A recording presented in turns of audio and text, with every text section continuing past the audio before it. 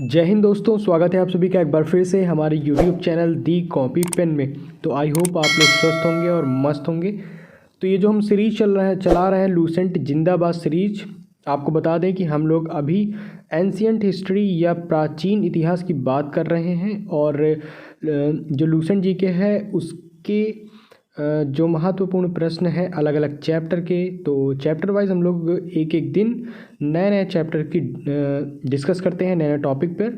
तो पिछले वीडियो में आप लोगों ने सिंधु सभ्यता के जो भी महत्वपूर्ण प्रश्न थे उन पर चर्चा कर ली थी, ठीक है। तो आज का जो टॉपिक है वो है वैदिक सभ्यता, ठीक।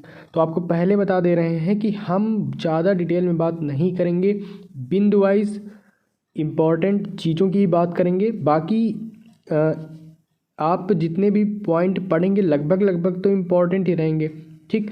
लेकिन ये श्योरिटी नहीं है कि इन्हीं में से एग्ज़ाम में आपको देखने को मिले। देखिए, ये तो भाई कोई नहीं कह सकता कि एग्ज़ाम कहाँ से बनेगा, लेकिन आपको ये रहेगा कि भाई कुछ चीज़ें ठीक पता चल जाएंगी। तो ना से कुछ होना बेहतर होता है। तो इसमें जितने भी पॉइंट्स इम्पॉर्टेंट हैं वो सब लोग आप लोग ध्यान में रखिए वो सारे पॉइंट्स और अच्छे से पढ़िए। बाकी इनके अलावा भी आपको अगर डीप में कहीं से पढ़ने को मिलता है तो आप ज़रूर पढ़ें, ठीक।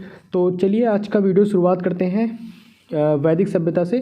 तो भाई वैदिक काल का विभाजन ना दो भागों में किया गया। देखिए, वैदिक काल तो कितने वेदों की इसमें बात होती है? 4 वेदों की बात होती है, ऋग्वेद, यजुर्वेद, सामवेद और अथर्ववेद। तो जिस काल में जो वैदिक में या फिर आप ऐसे समझिए कि वैदिक जो पूरा काल है वो उसको दो भागों में बांटा गया है।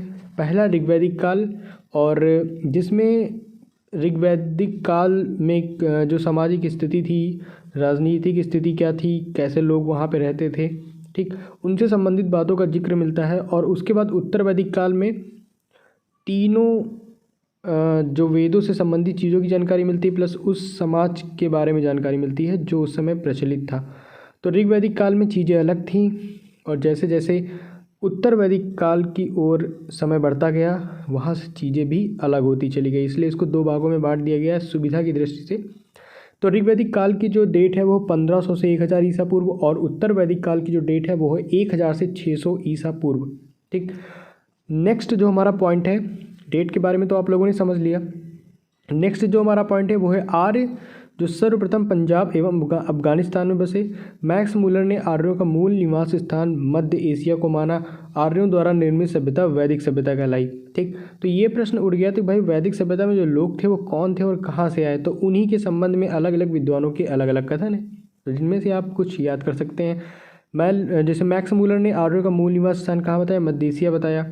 आर्यों द्वारा निर्मित सभ्यता वैदिक सभ्यता कहलाई। यह एक ग्रामीण सभ्यता थी। जैसे आपने सिंधु नदी घाटी सभ्यता पढ़ी थी तो वो क्या थी भाई लोग? वो क्या थी? एक नगरीय सभ्यता थी। लेकिन जो वैदिक सभ्यता है ये एक कैसी सभ्यता है? ये एक ग्रामीण सभ्यता है। और यहाँ की जो भाषा थी या आर्यों की जो भाषा थी वो क्या थी? संस्कृत थी।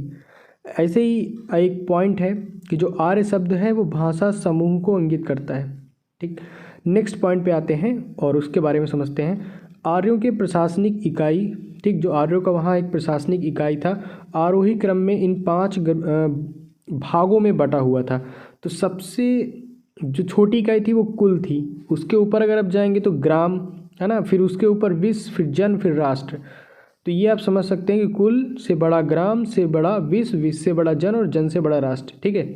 तो ग्राम के मुखिया जो थे वो ग्रामीणी कहलाते थे। विश्व का जो प्रधान होता था वो विश्वपति, और जन के शासक को राजन कहलाते थे, ठीक। ये पॉइंट क्लियर हो गया। इसके बाद नेक्स्ट है कि राज्य के अधिकारी थे उनमें पुरोहित एवं सेनानी प्रमुख थे। वशिष्ठ रूढ़िवादी एवं विश्वामित्र उदार पुरोहित थे। इसके बाद सूत, रथकार व कंपादी नामक अधिकारी रत्नी कहे जाते थे, और इनकी संख्या राजा सहित करीब 12 हुआ करती थी। ऐसे ही पुरप, दुर्गपति एवं स्पष्ट जनता की गतिविधियों को देखने वाले गुप्तचर होते थे। वाजपति गोचर भूमि का अधिकारी होता था, तो वहीं उग्र जो है वो अपराधियों को पकड़ने का कार्य करता था। अब हम देखते हैं कुछ राजाओं के नाम जो अलग अलग दिशा में अलग अलग नामों से जाने जाते थे ना, मतलब उसमें राजा का नाम नहीं जानेंगे, बस ये जानेंगे कि पूर्व में राजा का नाम किस नाम से जाना जाता था। तो पूर्व में, और ये उत्तर वैदिक शब्द प्राची है, ठीक। तो पूर्व में राजा को हम लोग सम्राट, जो भी राजा राज करते थे वहाँ उसके नाम क्या है, सम्राट लगता था, भाई वो सम्राट है। और पश्चिम में अगर वही बात करें तो स्वराष्ट्र, और उत्तर में विराट, मध्य में राजा और दक्षिण में भोज, ठीक। तो ये आप ध्यान में रख सकते हैं। नेक्स्ट है कि सभा एवं समिति राजा को सलाह देने वाली दो संस्था थी, ठीक। जैसे अभी आप लोग देखते हैं राज्यसभा और लोकसभा, तो मान सकते हैं कि शायद उसी से रिलेटेड या फिर उसी की तरह कोई ऐसी संस्था थी उस समय जो राजा को सलाह देने का कार्य करती थी। तो उनमें सभा एवं समिति का नाम आता है। तो सभा एवं समिति राजा को सलाह देने वाली दो संस्था थी। तो सभा जो थी वो श्रेष्ठ एवं संभ्रांत लोगों की संस्था थी, जबकि समिति जो थी वो सामान्य जनता का प्रतिनिधित्व करती थी। इसके अध्यक्ष को क्या कहा जाता था, ईशान कहा जाता था। स्त्रियां सभा एवं समितियों में भाग ले सकती थी। मतलब कह सकते हैं कि ऋग्वैदिक काल में स्त्रियों की जो दशा थी वो अच्छी थी। युद्ध में कबीले का नेतृत्व राजा करता था। युद्ध के लिए गविष्टि शब्द का प्रयोग हुआ है, ठीक, जिसका अर्थ होता है गायों की खोज। तो युद्ध के लिए किस शब्द का प्रयोग हुआ है, गविष्टि शब्द का प्रयोग हुआ है, जिसका अर्थ है गायों की खोज। इसके बाद एक युद्ध का वर्णन आता है जो आपको ध्यान में रखना जरूरी है कि ये किस नदी के किनारे और किन के बीच लड़ा गया था, और वर्तमान में इस नदी का क्या नाम है, और उस समय उस नदी का क्या नाम था। तो 10 राग युद्ध, ठीक, याद रखिएगा, 10 राग युद्ध का उल्लेख ऋग्वेद के 7वें मंडल में है। कौन से मंडल में है, 7वें मंडल में है। और यह युद्ध परुषणी, वर्तमान में इस नदी का नाम क्या है, रावी नदी, ठीक है। रावी नदी को ही पहले परुषणी नदी के नाम से जाना जाता था। और सुदास एवं 10 जनों के बीच लड़ा गया, जिसमें सुदास विजयी हुआ। इसके बाद ऋग्वैदिक जो समाज 4 वर्णों में विभक्त था। कौन से 4 वर्ण, आप सबको पता है, ब्राह्मण, क्षत्रिय, वैश्य और शूद्र, ठीक। और मतलब ये जो 4 वर्ण बटे हुए थे ना, ये व्यवसाय के आधार पर था। जैसे कि मान लीजिए एक परिवार है, उसमें जो लोग पठन पाठन से संबंधित हैं तो ब्राह्मण कहलाएंगे। उसी परिवार में यदि कोई सैनिक है, रक्षा का कार्य करता है तो क्षत्रिय कहलाएगा, और कोई सेवा का कार्य करता है तो शूद्र कहलाएगा। और उसी परिवार से कोई अगर मान लीजिए कुछ बेचता है बाज़ार वगैरह में या फिर व्यापार करता है तो वैश्य कहलाएगा। तो मतलब वहाँ पर ये जो विभाजन था वो कैसा था, व्यवसाय के आधार पर था। अब जैसा व्यवसाय करते हैं आपको उसी वर्ण में रखा जाएगा। अब यहाँ पे कुछ चीज़ें थोड़ा सा है वो देख लीजिए, नहीं वो बाद में देखते हैं। सबसे पहले देखिए कि ऋग्वेद के 10वें मंडल में पुरुष सूक्त में चतुर्वर्ण नहीं है, ब्राह्मण, क्षत्रिय, वैश्य और शूद्र, तो इनका उल्लेख मिलता है। तो ये प्रश्न इंपॉर्टेंट हो जाता है कि ऋग्वेद के कौन से मंडल में और कौन से सूक्त में 4 वर्णों का उल्लेख मिलता है। तो 10वें मंडल के पुरुष सूक्त में मिलता है, याद करना है आप लोगों को। उपनिषदों की संख्या आपको पता है 108 है, महापुराणों की संख्या 18 और वेदांग की संख्या 6। इसके बाद जो ये 4 वर्ण हैं, तो ब्रह्मा परम मुख से इन ब्रह्मा के परम मुख से क्षत्रिय, उनकी भुजाओं से वैश्य, उनकी जंघाओं से, एवं जो वैश्य हैं उनकी जंघाओं से, और क्षत्रिय जो है भुजाओं से और मुख से ब्राह्मण, और शूद्र उनके पैरों से उत्पन्न हुए हैं, ऐसा कहा गया है। आर्यों का समाज जो था वो पितृ प्रधान था। जैसे किसमें आप लोगों ने सिंधु घाटी सभ्यता में देखा था, सिंधु घाटी सभ्यता में देखा था कि सिंधु घाटी सभ्यता में क्या देखा कि जो समाज था मातृ प्रधान था, ठीक है। और आर्यों का समाज जो है पितृ प्रधान। समाज की सबसे छोटी इकाई परिवार या कुल थी, जिसका मुखिया पिता होता था, जिसे कुलप कहा जाता था। स्त्रियां इस काल में अपने पति के साथ यज्ञ कार्य में भाग लेती थी। बाल विवाह एवं पर्दा प्रथा का प्रचलन नहीं था। विधवा अपने मृतक पति के छोटे भाई, जिसको आप लोग देवर कहते हैं, देवर ही होता है, से विवाह कर सकती थी। नेक्स्ट पॉइंट है कि स्त्रियां शिक्षा ग्रहण करती थी। ऋग्वेद में जैसे लोपामुद्रा, घोषा, सिकता, अपाला एवं विश्वासा जैसी विदुषी स्त्रियों का वर्णन है। तो ये नाम आप याद रख सकते हैं कि ऋग्वेद में किन विदुषी स्त्रियों का वर्णन मिलता है, तो ये नाम इंपॉर्टेंट हो जाते हैं। गार्गी ने याज्ञवल्क्य को वाद विवाद की चुनौती दी थी, ठीक। और जीवन भर अविवाहित रहने वाली स्त्रियों को क्या कहा जाता था, अमाजु कहा जाता था। और जीविकापार्जन के लिए वेद्यांग पढ़ाने वाले अध्यापक को उपाध्याय कहते थे, ठीक। अब यहाँ पे कुछ प्रमुख दर्शन एवं उसके प्रवर्तक के बारे में लिखा है कि जैसे चारवाक दर्शन है तो उसके प्रवर्तक कौन है, चारवाक ऋषि हैं। योग के पतंजलि हैं। सांख्य एक कपिल है, न्याय के गौतम, पूर्व मीमांसा के जैमिनी, उत्तर मीमांसा के बादरायण और वैशेषिक के कणाद। तो इन पॉइंटों को आप ध्यान में रख सकते हैं। नेक्स्ट पॉइंट की अगर चर्चा करें तो आर्यों का जो मुख्य पेय पदार्थ था वो सोमरस था। ठीक, यह वनस्पति से भाई बनाया जाता था और आर्य मुख्यतः 3 प्रकार के वस्त्रों का उपयोग करते थे, वास, अधिवास और उष्णीय। अंदर पहने जाने वाले जो कपड़े थे उनको नीवी कहा जाता था। अब मनोरंजन के साधन की बात करें तो संगीत हो गया, रथ दौड़ हो गया, घुड़दौड़ हो गया, द्युत क्रीड़ा हो गया। ठीक, तो ये मनोरंजन के साधन थे आर्यों के। और आर्यों का मुख्य व्यवसाय पशुपालन एवं खेती था, क्योंकि उस समय कोई सरकारी जॉब वगैरह तो होती नहीं थी, तो लोग पशुपालन और कृषि करके जीवन यापन करते थे।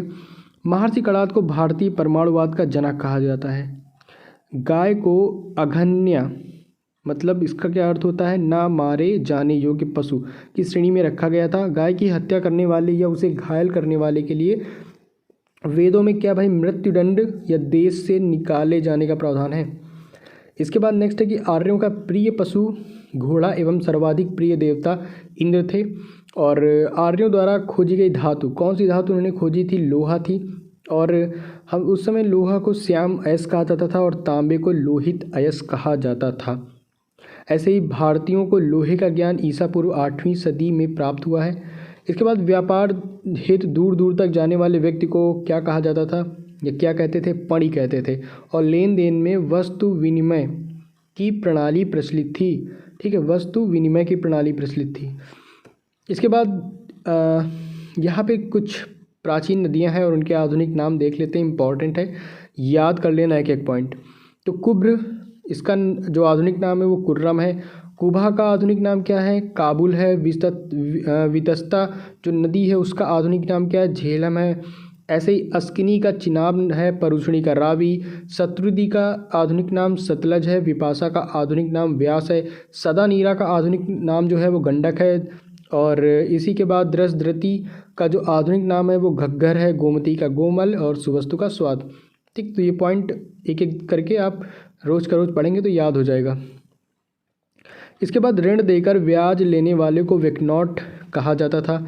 मनुष्य एवं देवता के बीच मध्यस्थ की भूमिका निभाने वाले देवता के रूप में अग्नि की पूजा की गई थी। नेक्स्ट पॉइंट है कि ऋग्वेद में उल्लिखित नदियों में सरस्वती सबसे पवित्र नदी मानी जाती थी। ऋग्वेद में गंगा का 1 बार और यमुना का 3 बार उल्लेख मिलता है, तो ये पॉइंट आप याद रख सकते हैं। और सबसे ज़्यादा किसका हुआ है, सिंधु नदी का। ठीक है, नेक्स्ट है कि उत्तर वैदिक काल में इंद्र के स्थान पर प्रजापति सर्वाधिक प्रिय देवता हो गए थे और विष्णु के 3 पगों की कल्पना का विकास उत्तर वैदिक काल में ही हुआ था। नेक्स्ट पॉइंट है कि उत्तर वैदिक काल में राजा के राज्याभिषेक के समय राजसूय यज्ञ का अनुष्ठान किया जाता था। नेक्स्ट, उत्तर वैदिक काल में वर्ण व्यवस्था की बजाय जन्म के आधार पर निर्धारित होने लगे थे। ठीक, उत्तर वैदिक काल जैसे जैसे ऋग्वैदिक काल ख़त्म हुआ है ना, और ऋग्वैदिक काल ख़त्म हुआ 1000 से 600 ईसा पूर्व के बीच का समय जैसे जैसे बढ़ता गया, वैसे वैसे जो वर्ण व्यवस्था प्रचलित थी वो व्यवसाय के आधार पर अब जन्म के आधार पर होने लगी। जैसे ब्राह्मण का जो बेटा है ब्राह्मण ही कहलाएगा, चाहे वो कोई भी काम करे। क्षत्रिय का जो बेटा होगा वो क्षत्रिय कहलाएगा, फिर चाहे कोई भी काम करे। वैसे ही वैश्य और शूद्र में भी यही नियम लागू होता था। मतलब जो उत्तर वैदिक काल में वर्ण व्यवसाय के बजाय जन्म के आधार पर निर्धारित होने लगे थे। ठीक, वर्ण जो उनके होते थे। अब यहाँ पे जो ऋग्वैदिक कालीन देवता कुछ हैं और उनका संबंध किससे है उससे ही बात वो भी चर्चा कर लेते हैं इस वीडियो में। तो जो इंद्र हैं उनका संबंध किससे था, युद्ध का नेता एवं वर्षा का देवता। ऐसे ही अग्नि देवता एवं मनुष्य के बीच मध्यस्थ। वरुण जो थे पृथ्वी एवं सूर्य के निर्माता, समुद्र का देवता कहा जाता था और विश्व के नियामक मतलब अभी भी कहा जाता है। सत्य का प्रतीक, ऋतु परिवर्तन व दिन रात के कर्ता इनका कहा जाता है। देव मतलब आकाश के देवता को कहते हैं। सोम वनस्पति देवता, उषा प्रगति एवं उत्थान देवता, आश्विन विपत्तियों को हरने वाले देवता, पूषण पशुओं का देवता, विष्णु विश्व के संरक्षक एवं पालनकर्ता, मरुत आंधी तूफान के देवता। इसके बाद उत्तर वैदिक काल में हल को सिरा व हल रेखा को सीता कहा जाता था। उत्तर वैदिक काल में निष्क और शतमान मुद्रा की इकाइयाँ थी। कौन कौन सी, निष्क और शतमान। सिक्कों के चलन का कोई प्रमाण नहीं मिलता है, ध्यान में रखिएगा। सांख्य दर्शन भारत के सभी दर्शनों में सबसे प्राचीन है। इसके अनुसार मूल तत्व 25 हैं, जिनमें प्रकृति पहला तत्व है। और इसके बाद एक इम्पॉर्टेंट पॉइंट है कि सत्यमेव जयते जो है वो मुंडकोपनिषद से लिया गया है। इसी उपनिषद में यज्ञ की तुलना जो है वो टूटी फूटी नाव से की गई है। नेक्स्ट पॉइंट है कि ईसा पूर्व दूसरी सदी में राजाओं के उपयुक्त यज्ञ वेदी बनाने के लिए आप स्तंभ व्यवहारिक ज्यामिति की रचना की। नेक्स्ट है गायत्री मंत्र सवित्र नामक देवता को संबोधित है, जिसका संबंध ऋग्वेद से है। लोगों को आर्य बनाने के लिए विश्वामित्र ने गायत्री मंत्र की रचना की। इसके बाद श्राद्ध की प्रथा सबसे पहले दत्तात्रेय ऋषि के बेटे निमि ने शुरू की और उत्तर वैदिक काल में कौशाम्बी नगर में प्रथम बार पक्की ईंटों का प्रयोग किया गया।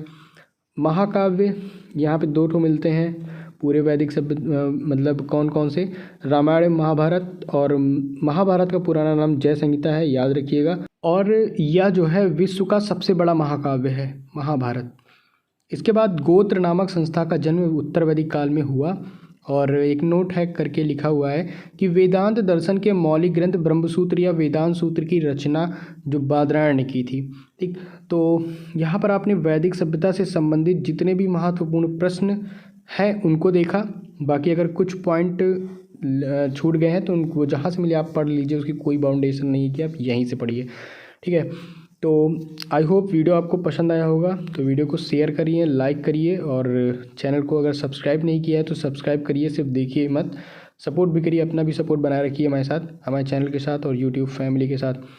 तो मिलते हैं हम लोग अपने अगले वीडियो में एक नए टॉपिक के साथ, और वीडियो में अंत तक बने रहने के लिए आपका बहुत बहुत धन्यवाद।